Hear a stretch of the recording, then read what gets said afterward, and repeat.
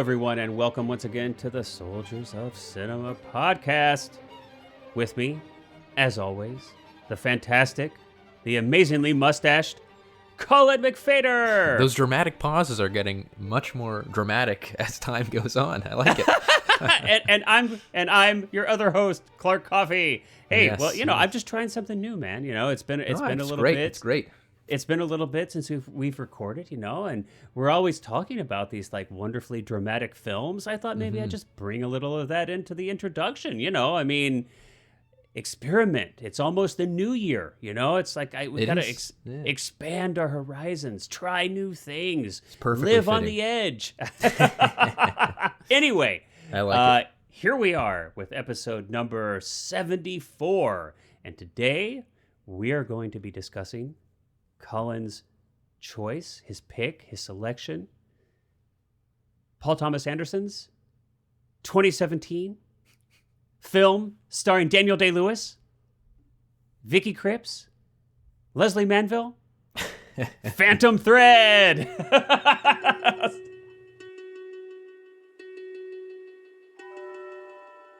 You can sew almost anything into the canvas of a coat.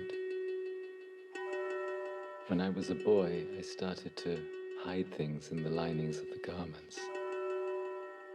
Things that only I knew were there. Secrets. Good morning. Will you have dinner with me? Yes. I feel as if I've been looking for you for a very long time. You look beautiful.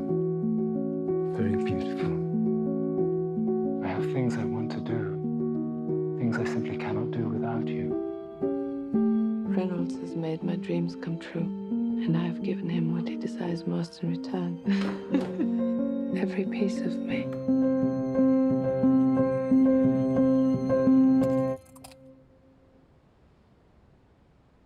Why are you not married?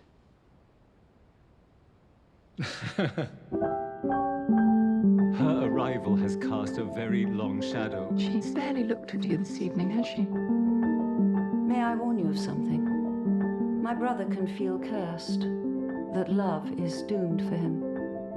I don't like the fabric. Maybe one day you'll change your taste. Maybe I like my own taste. Just enough to get you into trouble. Perhaps I'm looking for trouble. Stop. There is an air of quiet death in this house. You're not cursed, you're loved by me. Stop playing this game. What game? What precisely is the nature of my game?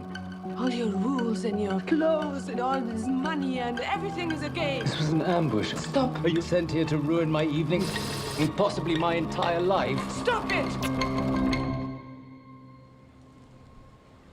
Whatever you do it carefully.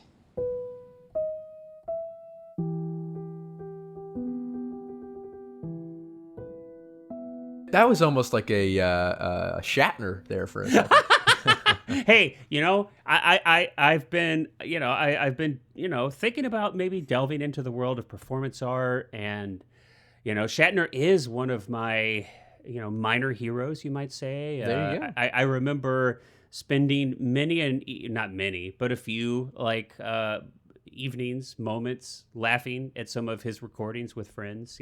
When we were younger and we first found out he actually had albums, and they contained these really ridiculously phrased readings and interpretations. Yeah. But yeah, whatever. Well, imagine Phantom Thread starring William Shatner. That would be something. Oh God, I would. That would be amazing. A dress to make. All right, so.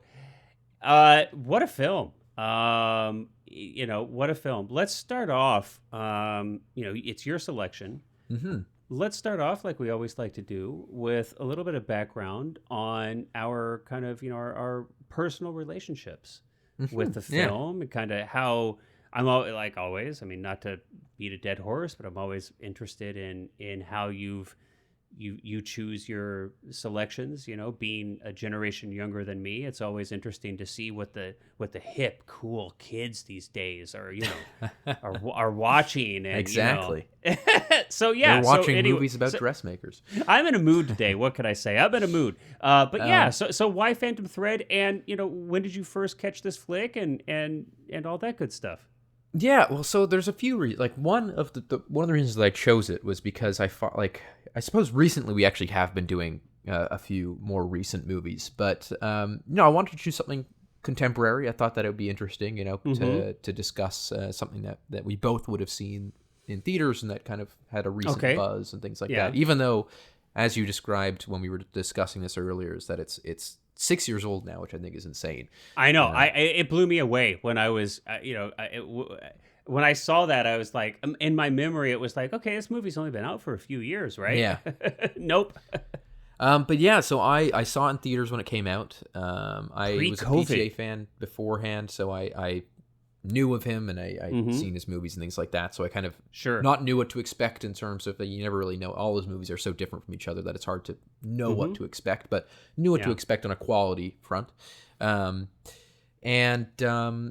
really loved it at the time. I think this is a movie that I think every time I've watched it, I've actually liked it more and more and more, even though I loved it when I saw it. I got to see it on 70 millimeter on a blow up as well, which was great. That was like a stunning way to see this like movie. 70 millimeter digital or film projection? Film projection. So they did a blow up because it was a 35 millimeter shot on 35. I missed that when you said they did they did a blow up, and I got to see that, which was fantastic. Really, I think like the best way to see this movie, because it's, as we'll get into later, it's such a stunning visual movie as well. But yeah, I think it just really. I don't know. I think in terms of the point of my life that I saw this, I would have been a year out from high school, and so I was kind of, I guess it was a shifting point, and it really, I think, kind of symbolizes that in a lot of ways, and that this movie has really inspired me. It was a moment of transition. Exactly. In young Cullen's life. I realized that my calling was in fact dressmaking in London. But no, I think that I don't know, it really impacted me back then, and still to I this can day. see in the background here that there's really extraordinary examples of your work back there. Yes, I particularly like that one in Violet. That's extraordinary. And that Chartreuse one next to it is really quite wonderful. Yeah. Yeah, of course. But yeah, I know, I do, I probably sound like a broken record, but yeah, this really did inspire me. I feel like in our casual conversations, right? Like this film has come up, almost more times than any other film. I feel like, just not here on the podcast, but just here in our kind of like casual conversations together about films over the years. I mean, I do get a sense, and I'm honestly surprised it's taken you this long to select this for one of the episodes, but yeah, I mean, I totally not surprised when you picked it. I've been waiting for it, and I mean, yeah, wasn't Mannequin, but that's an inside joke there. But I think we should do Mannequin someday. It like to this day, like I remember again when I was writing the first feature that I actually shot. This movie was one of the things that majorly changed how I wrote that movie, like before and after kind of infusing this into it, it was totally different. So it really has, shaped a lot. Okay. So it's a big influence, a big inspiration. You saw it at the theater, like on its first run. Now, has this been a film that you've watched many times after that, or? I think this is probably my fourth or fifth time seeing it. So it hasn't been like an obsession in that sense, but I do go back to it, probably once a year on average. And now in your in your personal subjective opinion, is this PTA's best film? I think so. I do think so, and I like most of his movies. Some of one I can take or leave it, but I think that like most of his run I love, and but this I think is my favorite of his. Yeah. Okay. All right.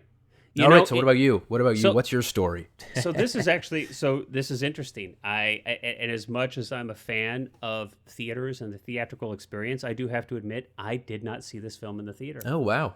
Yeah, I did not.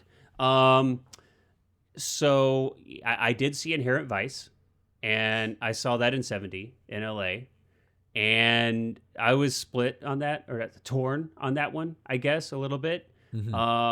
On subsequent viewings, I had my admiration for that film has grown, but on its first viewing, I was a little bit kind of scratching my head a little bit.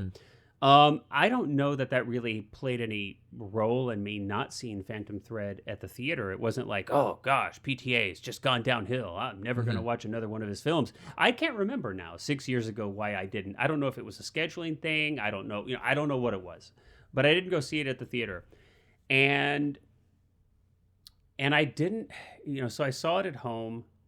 But the experience was still pretty decent. I think I was able to see it in UHD and pretty decent screen, and my first viewing, I think I was so kind of focused on the visuals. It was such a beautiful film that I almost feel like it almost took me out of the I don't, but this is just, boy, I am not saying that that's like a fault of the film. Like, I think I just, in my I kind of like went technical on it. And I was like, how they do this? I can understand that. And I was kind of so mesmerized with the look of the film and the quality of the cinematography and kind of figuring out how did they do this. And really, I guess I just kind of got a little too much into the study of the composition and lighting. And I wasn't hugely emotionally impacted by the actual the film itself, the story itself. Right. And so it didn't have a big impact on me. But in subsequent viewings, and especially in this last one, I've been able to kind of put all that stuff aside. I've already kind of been there, done that. I've like thought about all those things and just kind of focus on the performances and the story, what's going on. And I have to say, this last viewing, I just watched it last night in preparation for this discussion. I enjoyed the film more than I have in any of the other previous 2 or 3 or 4 viewings. Now, how long has it been for you since you last saw it? I want to say probably 2-3 years. Yeah, and actually, I think it's the same for me. I think it's been since at least before I made Daylight again that I last time I saw this. So it's been quite a bit of time for me too, about 2.5 years. Yeah, and interestingly, in the interim, right? So in those 2 or 3 years since I've seen it last, I have gone back and seen a couple of his other films again. Like I recently saw Boogie Nights again, The Master. I think I even might have watched Inherent Vice again at home. I think Hard 8 I might have even seen, actually. Not Magnolia, not Punch Drunk Love, not There Will Be Blood. I've seen There Will Be Blood, 4 or 5 times probably. So I've even gone back, and obviously I saw Licorice Pizza, right, as it was released after Phantom Thread. So I've kind of seen a few of his films in the interim, in between this viewing now and my previous viewing of Phantom Thread. But yeah, I mean, it hit me on a different level this time. I focused much more just on the story, the emotional content of the film, and spent more time kind of thinking about, at least kind of from my perspective, like what might have this film meant to Paul Thomas Anderson? What might have inspired him to write this and to make this film? It's clearly made as meticulously as Daniel Day-Lewis's Woodcock character's dresses, right? Yeah. So it's hard not to thematically kind of go down that path of drawing parallels to, maybe PTA as an artist, Woodcock as an artist, what it means to be in a relationship, and how does a person kind of navigate their artistic obsessions and having space for relationships and in their life and these kind of things. So that all of that spoke to me. It consumed much more of my experience viewing this time around than before. Which I'm grateful for, because it was a really great experience. I really enjoyed watching it. And of course it was just as beautiful. It's not like that. It's not like any of that was gone. I just like soaked it up. I was like, I don't want to jump too far ahead, but geez, I mean, I'm pissed off. I'm seriously pissed off. I'm mad. That is unfair. It's totally unfair. I'm going to be a 12-year-old child right now. It is unfair that Paul Thomas Anderson can be such a good writer such a good director and such a good cinematographer. It is it's just not right. It's not right. It's not right. You can be good at one of those things. Maybe two. Maybe two. Yeah. Maybe two.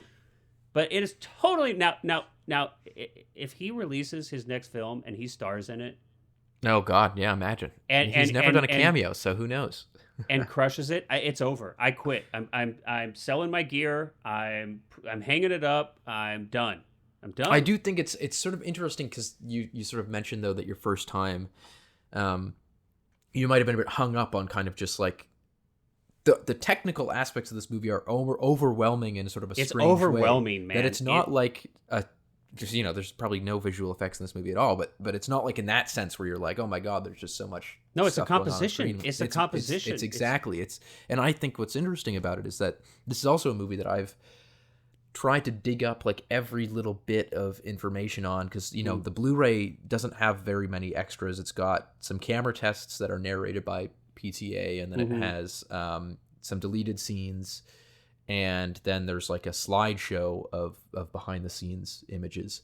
Okay. And so every bit of kind of, tertiary information I know about this movie is all from just kind of digging online and things like that. There's this really, really great video that I spoke to you about with the lighting cameraman, Mike Bauman, where he kind of goes through with... Well, and let's tell people what that is. So it's called Lighting Phantom Thread. Yeah. And it's on... It's on YouTube, yeah. Lighting's YouTube channel. So if you just go to YouTube and just Google or search in YouTube Lighting Phantom Thread, you'll find it. Now I have not seen it yet. I'm gonna watch it like tonight probably. You just mentioned it's like a 2.5 hour like basically talk with the lighting cameraman, the first or second AC, I think it's the first AC actually, and the gaffer of the film, and they go into great detail, as we will in this episode too, about the process of like, because there's no credited cinematographer, how that worked. How did PTA kind of go about crafting the visual look of this, and kind of have a little bit more, in a strange way, like egalitarian kind of group effort work on the cinematography as opposed to having like a dedicated DP, as he has in all of his previous work. And then, of course, he did the same thing on Licorice Pizza. But I think so that's one of the things that's really interesting about this movie. But PTA did a substantial amount of this work, right? Oh, yes. Yeah, absolutely. He was definitely, the working in leader the of UK, the ship in that sense, captain of the ship. Since it was a UK production, they shot in the UK, he was able to go without accredited DP, is my understanding. Yes, right? yeah. Because, of course, the union rules would not allow that if they were to have shot in the United States. Yeah, so Mike Bauman, who is the lighting cameraman for this, was also the same role, like same logistical role on Licorice Pizza, but was credited as the cinematographer just because of the by requirement. The ASC rules and things like that. Yeah. But yeah, so like I think that's another interesting thing about covering a contemporary movie too, is that you've got contemporary like primary sources to kind of pull from. Not that you can't listen to Tobe Hooper talk about Texas Chainsaw or something like that, but it's interesting to have been able to kind of witness the like making of this and people talking about it and sort of be involved in that kind of cultural conversation as the movie came out, and to be able to dig up these pieces of information as they are literally coming out and as they're being spoken about is something that's a little bit fun. But yeah, I mean, let's perhaps I just want to sorry. We'll back up a little bit before we get like too far down these like technical rabbit holes. But from a story perspective, so we'll kind of like start at the top and kind of go down a little bit. I mean, obviously, hopefully, if you're listening to this, you have seen the film at least once. That would make a lot of sense. It would be super weird if you were listening to this and you hadn't seen it. Although, hey, I'm down for super weird. Do whatever floats your boat, But we have an extremely simple story. And I mean, so much so that I think, or at least simple in its kind of mechanizations, right? It's kind of boy meets girl. They develop a relationship, and it's kind of muse romantic kind of relationship. And we have, as the status quo is established in the first act, we can see that this is something that Daniel Day-Lewis's character Woodcock, who is a dress design. I don't what would you call it? Not dress designer, dress builder, dressmaker. Yeah, he's like a couture, dress. Well, he does like fashion. the design. He owns a dressmaking house in the 50s in London, and it's in clearly Fitzrovia, which is like a big fashion center. And it's clearly this is the height of the wealthy and the royal come from all around to have one-off dresses made for them. And it's established that this is his thing. This is what he does. He meets a woman, she becomes his muse. Ultimately, of course, he's married to his art, not to her. And eventually the magic wears off. He discards her, and we come into this story where he has just now discarded one and is meeting a new. Yeah, the opening of this movie is kind of like a little the ending of the previous. Yeah, the ending of the previous, and so but it's interesting, and so boy meets girl and kind of muse, but we can see that she's different. She is not subjugated by him so easily as perhaps some of his earlier women relationships may have been the case. She gives as good as she gets, and then we have this relationship kind of develops, and this it's not a whole lot from like a plot mechanization to the point where you were even kind of wondering, is this a 3-act structure film? And I'd be curious to hear you talk a little bit more about why you asked that question, and we can kind of maybe debate or discuss that. But you had even wondered, like, well, is this even a 3rd act? What is this exactly? What are your thoughts on that? Well, yeah, I think that why that question kind of comes up for me is because it's so. PTA sort of talks about his writing process and this idea that the like he's said in interviews about this, like the characters write the story, that his favorite thing to do is to set 2 people in like a coffee shop or a restaurant and have them start talking and just follow it. And you can see that sort of here, the meeting of Reynolds and Alma in the little like cafe on the on the shore. Where he so cutely orders like almost everything on the menu. It's a really beautiful Welsh scene. rarebit and all these things. Yeah. But I think that my questioning of the third, like it's certainly a 3-act structure in the sense that you can very much see follow the progression of the movie through 3 acts. However, I think where my question kind of comes in is more that does it's such a character-driven film. Yeah, for sure. And it's such an emotionally driven film, almost in the sense that you could, the characterization in this movie is so strong that, and I wouldn't recommend this, but you could drop into this movie halfway into it and you would just, on the virtue of the performances and the way that they are delivering these roles, you could understand motivation. And it's like you almost don't need the mechanizations of the plot to understand motivation, just because of how these characters are interacting in every single scene, the expressions that they make when they look at each other, their actions and things like that. I think it's a brilliantly done work in that sort of sense. And so while it does have the 3-act, I almost find that you kind of forget about that. You almost it kind of washes over you, which I think any good screenplay should make you forget that you're watching a story that has been written by someone in that sense. But no, it just, I don't know, it's a hard thing to kind of, nail down into a sentence, because it's like one of those things where if you watch the movie, you kind of feel it, just how some things feel right and some things might not feel right. You just kind of get this sense that you're existing with these characters and you're watching this. Well, there's clearly an elegance, right? I mean, there's clearly an elegance. I don't know a better way to say it, but there's clearly an elegance to how this is written, how it's performed, how it's executed. And I agree with you. You're right. You could come into the middle of this, and honestly, you could come in almost at any point in this movie, and you're definitely going to get a sense of at least the gist of the relationship between these 2 characters. There's no doubt. I mean, in every scene, it's because every scene is doing so much character work. Every look, every glance, every gesture, every word is all put into service to developing and illustrating their relationship. And it's interesting that you say developing their relationship and not like it's not a movie where every single scene is about pushing the plot forward.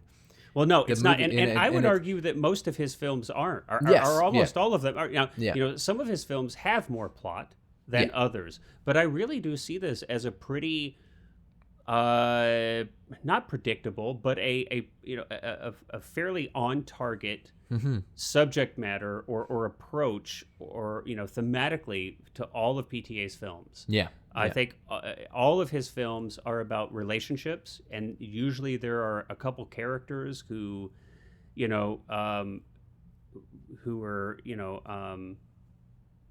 kind of symbolizing like the core of that you know thematic discussion of what a relationship is. And so whether that's you know in The Master, it's Joaquin and Hoffman, Philip Seymour Hoffman. Yes, like they're you know it's kind of the L. Ron Hubbard and one of his students kind of vibe. I mean, he does a great job of you know, and There Will Be Blood. It's Daniel Day-Lewis's character and his son, and also Paul Dano's. Yeah. Yep. And so I feel like he does this amazing job of bringing of putting these really quite not simple but elemental thematic explorations of relationships of human relationships in these very interesting ornate worlds. So it's like the beginning of the oil rush, you know, out west in the United States, or it's in London in the 50s and there's this guy as this, you know, couture dressmaker, this is extraordinary artist at the top of his powers. He puts it in these really interesting worlds, and there's all this fascinating stuff going on behind the scenes, but really it's not about any of that. It's not about any of that. It's about these characters that are at the fore of his stories, of these, I would almost say, the four of these character studies. And they're so beautifully executed that it's not, you know, I think a lot of times, right, it's like what's the old thing, you know, it's like you go, like every student film that ever exists, right, is like, you know, it's not about the story, man, it's about character study. Yeah. And yeah. and of course they're garbage, you know, Yeah. it's crap. But PTA really has nailed it.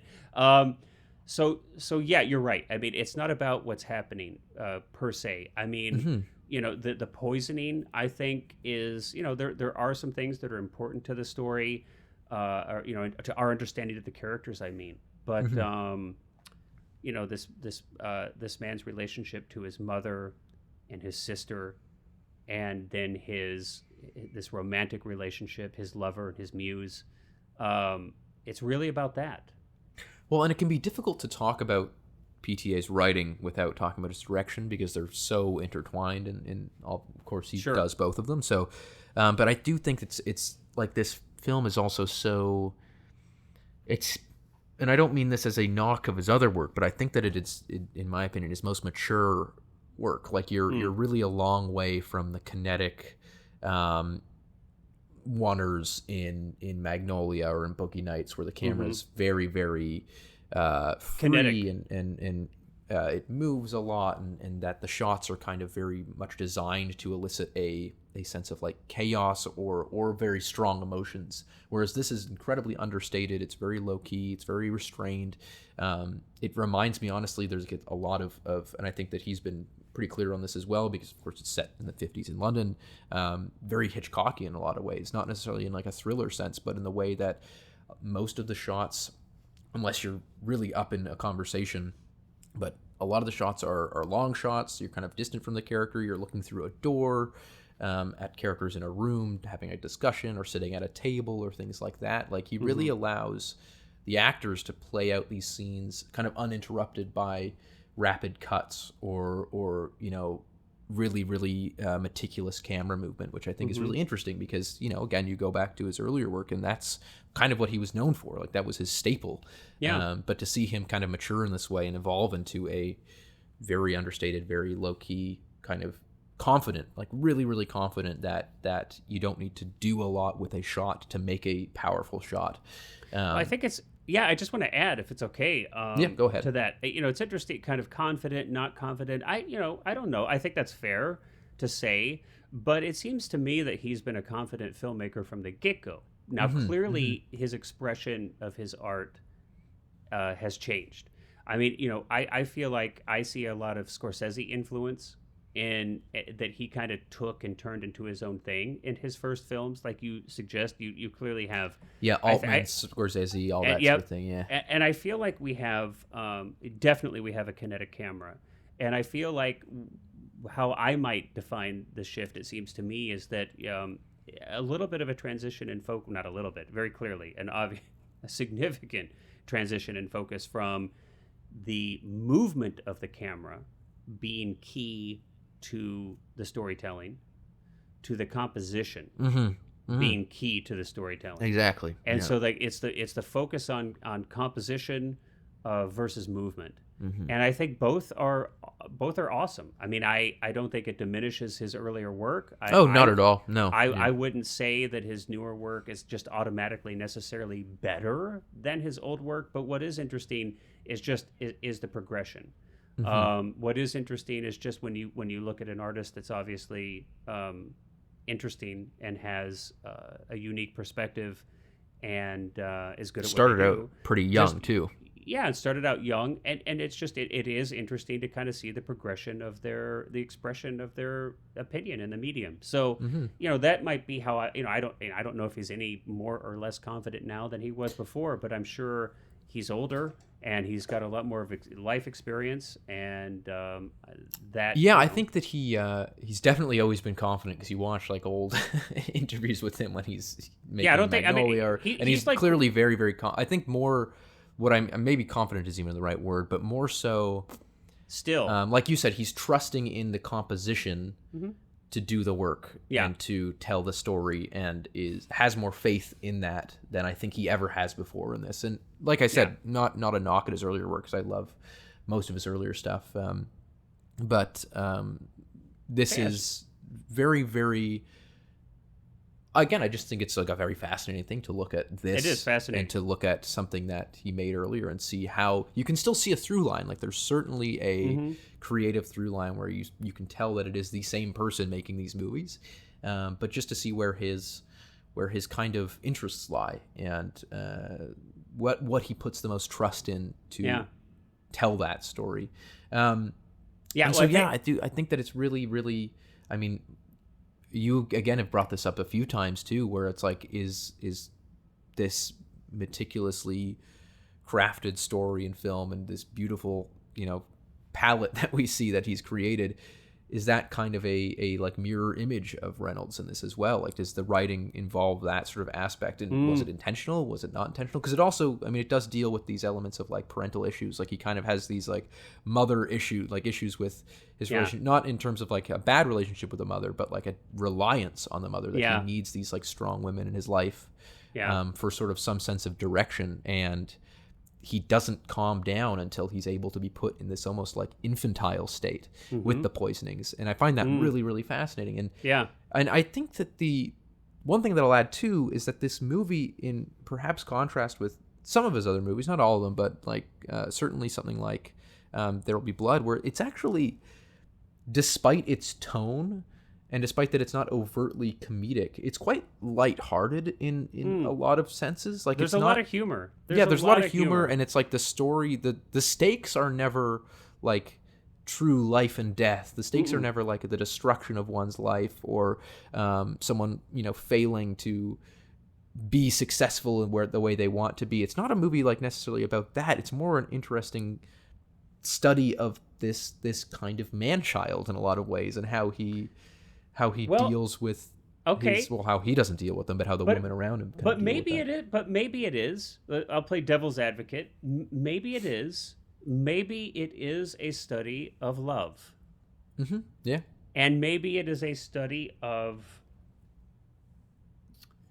I don't know. So I'm figuring this out as we go. So audience, bear with me. So and speak your truth. And as a disclaimer and as an aside, Cullen and I don't hone all the, we don't hammer all of our ideas out on these films beforehand. No. And come to the mic with notes and outlines and a prepared statement about, it's like, I'm going to digress here for a second. It's like sometimes I will, in the morning I'll have my cup of coffee and I'll wake up to like a YouTube essay on something about cinema 99% of the time. And then that other 1% of the time will be something about cars, because I also love cars. But it'll be something about cinema. And, and there are a handful of YouTubers out there who they just blow me away with these meticulously crafted, interesting video essays, analyses of film.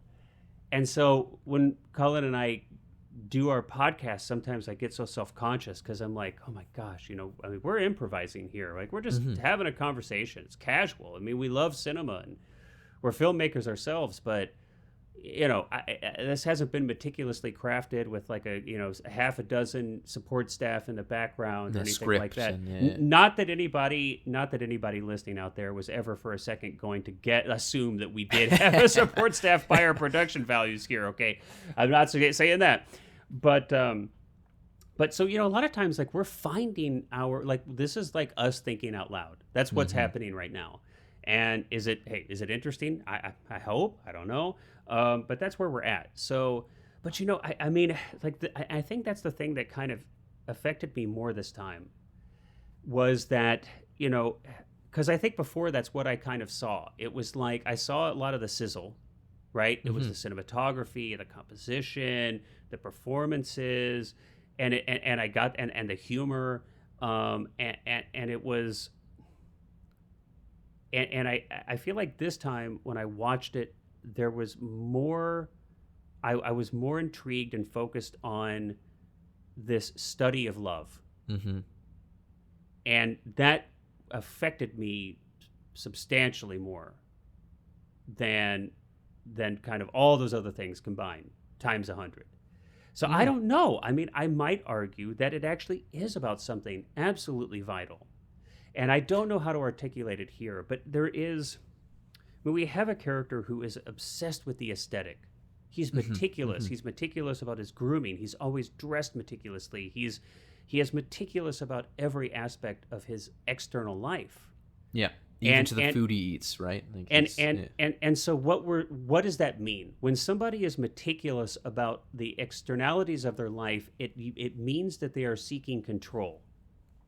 That's what happens, right? Yeah. When we there is some type of because it's really scary for some people to be out of control. To feel like they don't have control is terrifying to most people, frankly. And so it's easy, I think, to miss that because you can wrap that up in his meticulous nature of his dresses, and so you're like, well, he's an artist. So that's just this overspill. Like, that's his personality. He's just meticulous about everything because he's an artist, but it's more than that, I think. No, absolutely. I think that he's meticulous because he's terrified. And so you talked very like a very wise observation, that he absolutely is reliant on his mother who's no longer living, this memory of his mother. And he even, this phantom thread, the very title comes from that he sews these little tokens hidden into his clothing. And he talks about how he has her sewn into his breast in his jacket, that she's always near his heart. So, and you also talked about how he's kind of this man-child, and he is, in a sense, that he's living in fear. He has to control everything around him. He has his sister enabling him to managing everything around him so that he can focus just on the aesthetic perfection of these dresses, right? Which is like the furthest extension of his need to control, to create something perfect, right? And because, of course, the world isn't, and life isn't, and his internal mind isn't. And so if he can create this one perfect thing, he can transcend all of that, and he can be in control. He can be his own God. And here comes this, and of course, it's clear we see that he's keeping these other relationships at arm's length. He's like, okay to use them as a muse, but once that's gone, once they want to actually be a human being, once there's actually any kind of requirement for emotional connection or vulnerability from him, or once they have any impact in his life, and it's the wrong kind of pastry in the basket for breakfast. Woo! Out of here! I can't deal with that. And so I feel like it's actually this extraordinary meditation on the kind of vulnerability that is required for love to actually exist. Oh yeah, and I think that I'm in complete agreement that I don't think when I say that the stakes aren't like world ending, what I find interesting about movies like this is that it even though they aren't, a good filmmaker, a good storyteller, and good performances, what they will do is they will make you feel like these things are. That to him, this is the end of the world. That his loss of control is absolutely the end of the world, and it is life-threatening. But the reason, sorry to, I think this is important because this ties into. So we talked about how this movie is not about plot. So a lot of films, a lot of stories will try to do this through big plot things happening, right? Yeah. I mean, come on, we see this. It's like all these Marvel movies, right? Everything is, at first it's like, well, the Earth will be destroyed. Now it's like the entire universe will be destroyed. Oh no, multiverse. Now it's every dimension. It's like, oh my, and they have it so ass backwards. Pardon my French. It's never about the externalities. It's never about the significance or the magnitude of the plot mechanizations that give it any kind of gravity. And that's what's so perfect and beautiful about this film, is that on face value, there isn't any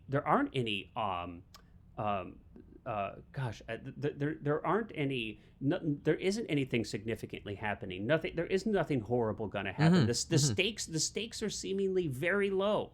The stakes, I mean, we're talking very, very low externalized stakes, but within the nuance of all of this, we have the highest stakes possible, actually, for all of us, which is, do you decide, can you allow, will you accept the vulnerability that is required and the chaos that must be accepted to allow love into your life? I don't know I don't know of a bigger question than, like, can you love and be loved? And I think that even the final kind of big climax, the climactic moment when he eats the poisoned omelet, and it's knowingly so eats the poisoned omelet. So let's back up. Let's back up. Oh, so Hold on. I'll give set some the context scene. just in case. So I mean, essentially, what Alma has learned at this point is that the only way to get him to absolve that control and that vice grip he has over wanting control and needing control and this constant stress in his life about that is to, again, essentially make him into this like infant by feeding him poison mushrooms. To make him sick, yeah. To kill him, but to make him sick so that he needs care. And he, in this moment, so at the finale of the film, is aware that she has poisoned him the first time. He's caught on it. It's never externalized. He doesn't verbalize it. He doesn't confront her about it. Which thank God, by the way. But it's just exactly. So beautiful to see so much conveyed. Just subtlety. Look, yeah. I mean, I don't. I mean, I just have to say this. Like, we're talking about structure. We kind of go back. We're saying this is a 3-act, and I mean, I think you can kind of squeeze anything into a 3-act. We can, because everything has a beginning, a middle, and end. That's all 3-act really means. But seriously, in my opinion, the climax of this film. This is how subtle this film is, in my opinion. How beautiful it is. Literally, the climax of this film is Daniel Day-Lewis's character swallowing. That's literally the climax. That is actually, I mean, and here's the crazy thing. Again, I mean, I don't want to, go over and over and over, but it's like you have so many of these movies, and a lot of them happen to be like these Marvel movies. And it's like the climax, again, it's like, oh my God, the entire universe, multiple universes, and billions and billions of sentient, whatever, alien species, we're all going to die. And the climax is garbage. I don't care. I'm totally non-emotionally involved. Yeah, I'm not bought in at all. And here, one character simply swallows. Yeah. And it means more than all of that other stuff. Well, and I think what's so brilliant about the ending, too, is that you can see in the moment how Daniel Day-Lewis plays it so well. Whereas he's cutting the omelet and he's looking at her, and he's holding the fork, still and clearly doing this thing where he's like, yeah, I still want this control. I am going to have the control of putting this in my mouth and swallowing it. But I'm telling you that I'm willing to, I am subjugating myself on purpose. Yeah. I am going to subjugate myself to you by conscientious choice, and that is what I'm. That is that's like mission the statement truest of the statement of love there, because that's what happens in love, not lust, not puppy dog, where your emotions have overtaken you and you don't have choice. This is where you are of sound mind and body, and you have your wits about you, and you have a choice to make. Mm-hmm. Am I going to subjugate myself to this person on some level? Because that's what you have to do. Both people have to do that. And that's just it's a beautiful theme to explore, and it's so beautifully explored in this film. Yeah. And I'm just like, I whack myself over the head for not having really grasped this on my first viewing. But last night I was just like, bravo. Yeah. No, it's really, again, like you said, like the I am more on the edge of my seat with tension in this 30-second silent moment of two characters sitting together at a dinner table and one of them eating a omelet that's going to make him sick. Yeah. And I think I have been in the last 10 years of blockbusters. Yeah. It is so beautiful. And, and again, on the one hand, so I'm in the process of writing my next film. Mm-hmm. And I'm kind of taking a class through UCLA to kind of workshop this script. I'm at an outline phase now. I have a couple scenes where it's like inevitably, right? It's like I've got a couple scenes where there's just a couple characters sitting at a table or sitting on a stage or somewhere, talking. And in my mind, as I'm writing this, I'm like, okay, God, I just can't have any of these scenes. I've got to have something. But then I watch this film, and it's 90% characters just sitting at a table talking to each other. Mm-hmm. And I'm like, whoa, wait a minute. Actually, it's okay. Now, it depends on how it's executed, but it's not automatically horrible. Yeah. So I feel a little better. I think, and it's interesting too, because again, as I said when I was writing Daylight again, the first 3 or 4 drafts of the script were kinetic. There was set pieces. There was these big jump scares and action and horror and all this stuff. Yeah. And it wasn't until, it wasn't the first time I had seen this, but it had been the first time in a little bit. And I was really kind of at a dead end in terms of the writing. I was I am trying to figure out a way to elevate this. And I watched this and I realized, again, like you said, it was ass backwards. So I stripped away all of that stuff. I stripped away all of the action set pieces and all of that, and I was like, what it really matters is these characters, and how can I tell this exact same story and take the exact same stakes that have existed in these physically violent situations that I wrote and turn them into emotionally violent ones, and thematically impactful. Exactly. Yes. And completely internalize these things, because I find that to be a much more interesting.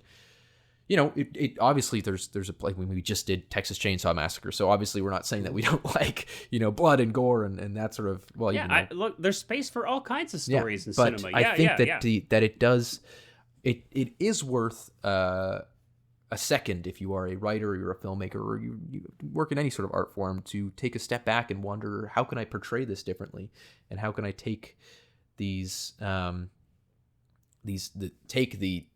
beats that I have to hit and internalize them into the characters and have them actually be kind of the embodiments of those themes, as opposed to be reacting to, exterior elements that are happening. And I think that this movie does that perfectly. I think it really does.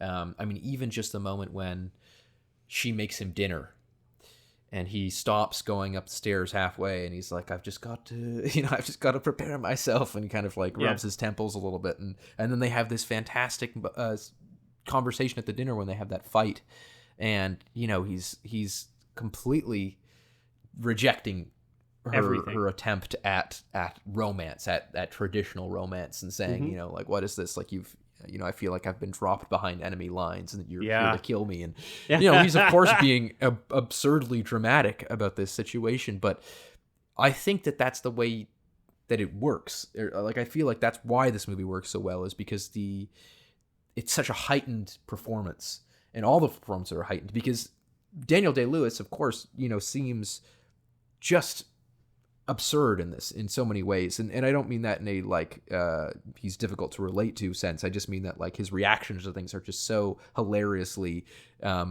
emotional, but I think that also kind of can sometimes overshadow the fact that Vicky Krieps as Alma is very much childish in a lot of the same ways, in that she kind of wants the same level of control, and that she really, really stands up for herself, not in a like, I'm not going to be told what to do sort of way, well, sort of like that, but also just that she's like not a pushover. She's incredibly strong-willed in this, and they have this kind of, well, it actually kind of manifests or literally this toxic relationship that I think is great because they don't really solve the toxicity there. They just kind of realize that they're almost perfect for each other. Well, I was going to even say, I was even going to go out on a limb and just ask the question, is it actually toxic in the end? Mm-hmm. I mean, look, or are they like, and I'm not going to get into like a literal interpretation. I don't interpret stories literally.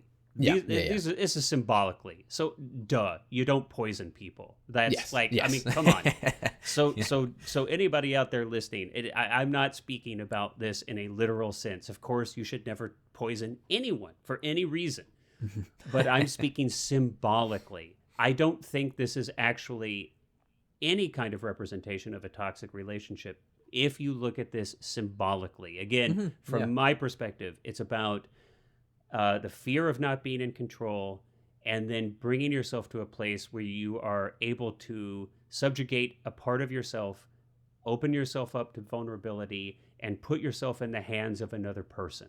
That's what I think this is, at least for me. That's what I think. Well, and that's why I think, by the end of it, it's a good question. Is it still like, or is this the perfect kind of because he even says, I'm incurable at one point in the movie. He makes that like very clear declaration, and it's like, well, the irony of the film being that his incurability happens to be cured by being poisoned in that sort of sense. Well, and again, it's all, of course. So my interpretation is actually that he's moved on past that, and the reason I say that is because we have this beautiful scene where the image of his mother is in the room with him when he's poisoned, and when Alma enters the room to check in on him and to take care of him, she disappears. And so I think we have an indication that Alma has replaced the phantom of his mother, but not just replaced as in just stepped into that same role, but rather my interpretation is actually that his need for this memory of his mother is actually now gone. That he and that he has actually evolving to another place. That's an interesting way to because I think there's definitely I've just never really thought about it that way. That's a really interesting way to look at that, because I like the way that I've always seen it is sort of because it kind of occurs in a moment where like afterwards he does fall back into that kind of but it's different. In my opinion, here's an indicator. There are a couple, but here's one of the big indicators where I feel like it's different. The way we see the change in him through his sister's change. Okay. So when they're sitting at the table and he's complaining, and now for the first time ever, his sister has changed. Yeah, she says she says, "I don't want to hear you whining." Yeah. This is my interpretation, that it's not like, you have this kind of fundamental change and then all of this. I mean, you can have a kind of a switch can kind of be flipped inside you, and you can still exhibit these like vestiges of your old behavior and stuff. But I don't know, just my interpretation is that whether consciously or not, or I don't know, but PTA is actually using this radical shift in his sister's understanding of him to represent that there is now a fundamental shift in him as well. So I do think he has changed. No, I think that our interpretations are actually the same. I think I've just never phrased it like that, and so I think that's why it's interesting to me to hear it from your way is just because like I've never really put it in those words. And so well, and my way, it's not like there's a right way. I am just talking out of my rear end here, man. I mean, but I think it's not to. I'm not trying to convince anybody that my way of interpreting this film is the right way. It just so happens to be that this is the only one I can speak from because it's. And I think that the like there's further proof for that in also the fact that when, what does he do on New Year's Eve? He says, "No, I'm staying in. I'm not going out." But what does he do? She leaves, but then he goes and finds her. But he goes, and look at the type of place he's in. He would never. I mean, you have to understand for somebody who requires such a level of control of their environment to such a meticulous extent, for him to go to a place like that where there's total chaos. And what do we see? One of the final shots of the movie is a cut back to that scene when they are dancing alone on the dance floor after, like they have persevered through that. So that's my take. So I'm choosing to interpret this that they live, if not happily ever after, at least in love ever after. Got a steady supply of mushrooms. I do. And I agree. Like I think that when I the discussion of toxic relationships, not in a what's the word, like a critiquing sense or like, it's more just that it's this funny thing where I think, kind of to phrase it perhaps slightly differently, that people often look at the imperfections in relationships that they're in, and they blow them up out of proportion as an excuse to leave that or to get out of it. Because they're scared. Because they're scared, and people are afraid of the fact that, when you bring another person into your life, you are going to change as well. That that is inevitable. Absolutely. There's no possible way if it is a real relationship. Yeah. And again, that's what I think is so is also a part of the thematics of this film, is that you cannot maintain a consistent, meticulous control of your environment and even yourself, and be in a real relationship with a full human being. And so that's what I mean. And so that's exactly what I mean when I say that the line of his where he says I'm incurable, and the irony being his cure being to be poisoned, is not in a literal sense that his cure is to be poisoned. His cure is to let go of control, as he does when he takes that bite, right, and swallows. So I do. I mean, it's like, what else can you say? he chooses to give up control. And that, I think it's the choosing that actually is the key. Well, I mean, go ahead. Oh no, I was just gonna say that I'd like to again bring back that kind of like almost mirroring image of Paul Thomas Anderson and Reynolds Woodcock in this, in that he again is in control of all aspects of this film. That there's a real auteurship, but that's why I think one of the reasons that I look at this movie, especially the way that he shot this movie, as really, really, really uniquely interesting, in that I always think that it is fascinating to me, and I think it's becoming a lot more common now to see the typical production methods or the hierarchy of production kind of shaken up in a way. They shot this with a very small crew. They again, no credited cinematographer. It was Paul Thomas Anderson was kind of steering the ship, but you hear in that video we mentioned earlier, that Lighting Phantom Thread video, all about the collaboration that they went through to design the look of this film, and how Paul Thomas Anderson was very, in it for a small example, very adamant that they weren't going to use LED lights, because it was like, he was like, no, it doesn't have that same feel as a halogen or the more traditional lights used in film. And there's quite a bit of flicker in this, though. And he gave it up, though. They actually I think most light fixtures in this movie are LED.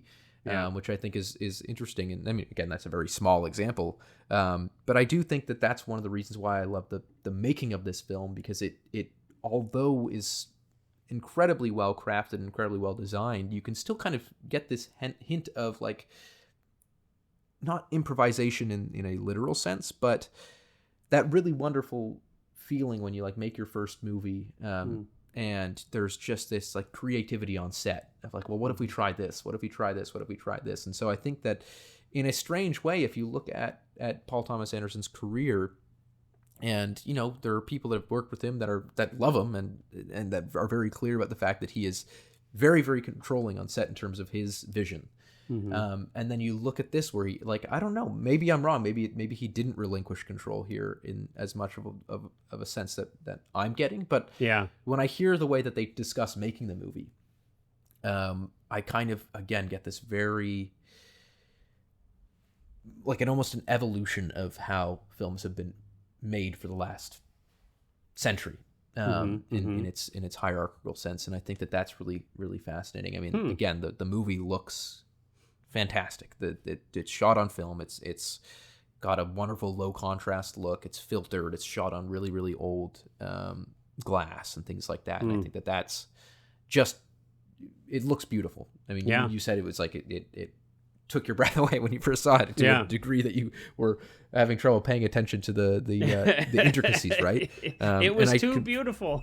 Yeah, and I can totally relate to that. Like, I think that the first thing that I really stuck to with this movie was you can pause and grab that fire extinguisher and put out that flame. Oh yes, you if yes, you need yeah. to. God, oh man, I've got to It's work okay. as a volunteer firefighter. We don't need your house to burn down while we're recording. If we I'm need to take a dedicated break, to the I can craft. keep talking. Okay. All right. It looks like you've got the fire out. Okay. Yep, Okay. Great. Yep. No, Let's I ran keep going. off and got it. Yeah. But no, you just get this sense that it really was like the film equivalent of like a bespoke dress being made for royalty. That this is like a master who has grown beyond and who has learned to perhaps delegate and. Because again, you hear about it's a pretty thought. If it Mike Bauman. whether it's in reality or not, it is. A Yeah, pretty well, thought. I mean, just going off of the way that they discuss the creation of the movie, and especially like Mike Bauman as the lighting cameraman discussing his role in crafting some of the look of the film, I think is really interesting. Yeah. But no, I do. I mean, God, I love this movie. I'm speechless. We almost did. Like, we almost. It's so funny. It's like I think I've mentioned this before, but as we wrap up, it's like I was talking to someone who listens to our podcast, and it's like a friend, like a coworker of my wife's, or I think maybe I can't remember where, but it's at some point, and they kind of made the joke that like, boy, you guys, like, you don't, like, you love all the movies that you talk about, and I think actually since then. We did do a few we did an episode. Was it Attack of the Clones? Yes, yeah. That neither one of us actually thought was a good movie. Yeah. So we did break that streak. I think there's one film where it's like, both of us had a really hard time thinking of good things to say about it. Yeah. But interesting conversation nonetheless. Anyway. But interesting conversation nonetheless, and it's like hey, and the point is not to pick films to tear apart. It's to celebrate the aspects of the medium that we love, that inspire us. So I mean, the only other things that I'll like really want to point out too is just like the score is brilliant. I think Johnny Greenwood does such a really, really, really fabulous score. And just I listen to this soundtrack a lot. Like I have it on my phone. It's probably one of my top listened albums, honestly. And the locations also. I mean, I just felt the need to mention that in too. It's just that like the actual the hotel that they go to in the mountains when she kind of walks away up the mountain in the snow is actually, I've been to that exact. Oh, wow. I didn't stay there. Very expensive. Okay. But it's near one of my favorite towns in Switzerland called Wengen, and it's Kleine Scheidegg is the actual spot they filmed it. I wonder if I went near that. It's very close to the same spot they shot on Her Majesty's Secret Service. I've definitely Very been close to there. that. I've 100% been there. It's kind of in the like Interlaken, Grindelwald, Wengen. Okay. But yeah, I'll have to the take a little look spot that they are at is actually called Kleine Scheidegg, which is right below Jungfrau, the big mountain. But I always find that fun because I've been there twice, and every time I'm there, I take a picture of the little hotel that they sit at in the Maybe snow. we can include one of your personal photos in the notes section or something. And you do mention Johnny Greenwood, and I feel guilty that we have relegated his mentioning to the end of the podcast and haven't given it more space. But I agree with you. It's exceptional. He's scored many of PTA's films now. And it's interesting to see, some of these musicians who were so popular in bands at the time when I was younger. So obviously, of course, Johnny Greenwood was a member of Radiohead. And then you have like Trent Reznor from Nine Inch Nails with Atticus Finch, I think, who have done so many of Fincher's films and many other films. And their soundtrack work, their scoring is exceptional. So it's very interesting to see these musicians transition later in life to do these wonderful scores. But I agree, it's fantastic. And I have this thought, I do want to take a listen to it. It might be exceptional music to write to. So I'm going to check that out. I speak from experience in agreeing with you there. yeah. So I'm going to look into that. But well, on that note, what a joy to have an opportunity, an excuse to watch this film again and to get so much more out of it. And I have enjoyed the conversation, as I always do. Cullen, thanks for picking such a wonderful film.